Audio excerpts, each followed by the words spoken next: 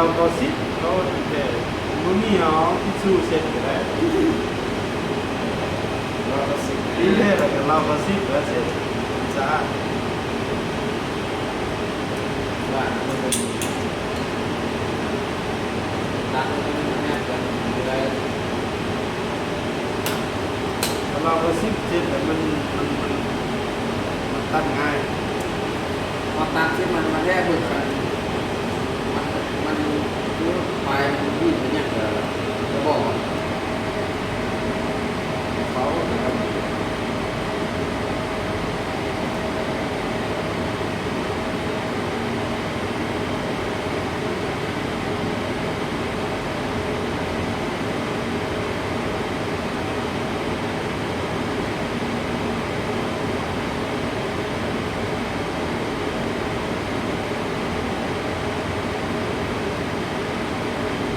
เวลาข้อสายที่สิเอง48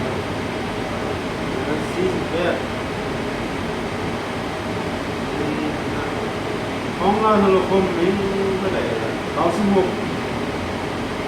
พอนี่มันมาใส่อยู่มาโยกันอันนี้มีแต่98หลายสุด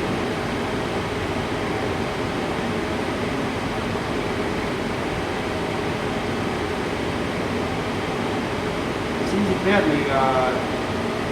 มีแต่ตัดต่อนี่ก็ประมาณชั่วโมงไปตัดต่อไปในการประกอบสารรายการประกอบสารที่ประมาณ2 ชั่วโมงไปเอาคะแนนก็แล้วก็มันเส้นหนึ่งหัวได้ก็ได้ต่อใหม่หรือว่าได้ตัดต่อไม่เราไม่เฉพาะเส้นเดียวที่พอได้เสร็จเดียวจะสร้างแบบนี้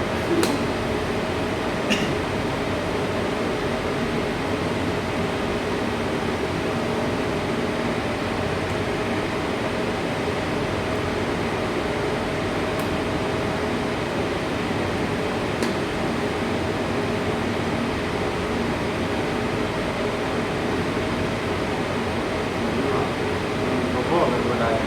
ได้หมด พ่อเลยได้พ่อ รวบขาดแล้ว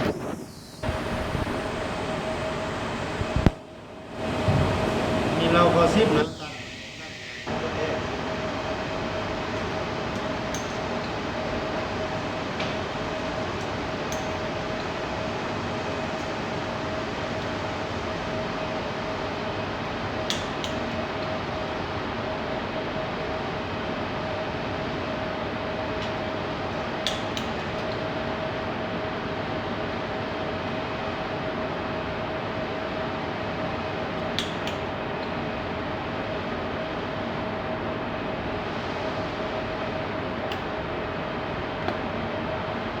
ครับเดี๋ยว